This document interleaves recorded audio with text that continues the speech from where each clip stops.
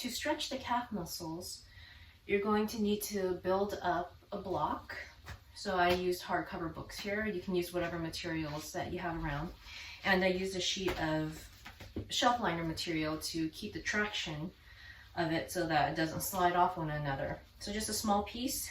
And if you don't know where to purchase it, or if you don't have any, you can look on my website. I have a link for you to purchase some if you need it. It's very helpful.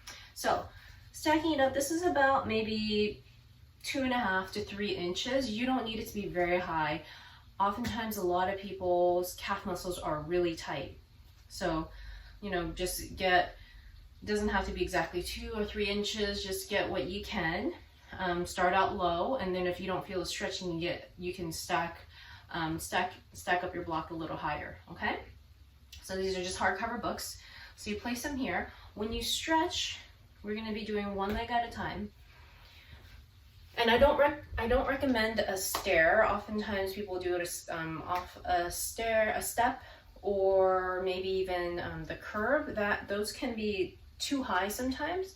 So I would rather you start out low than work your way up higher if you don't feel the stretch. Because if you start out high, oftentimes that's too much, and then you can tear tendons or the muscle around the muscle, okay?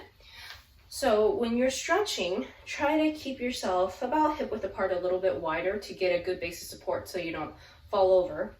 You're gonna place your foot on the block that you've built up. Keep your knee straight and just lean forward slightly, holding that for 20 to 30 seconds, okay? So don't lean forward too much because it's gonna be too much of a stretch, just until you feel a good stretch, and then ease off of that.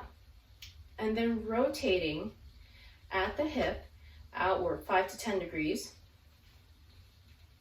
and then leaning forward, and that helps to get more of the outside fibers of the calf. So leaning forward, holding about 20-30 seconds, and then easing off, and then go back to your starting point and rotate slightly 5 to 10 degrees inward at the hip, and again leaning forward. And then that gets more of the inner calf fibers of the muscles there. And again, making sure you keep your knee straight as you do this.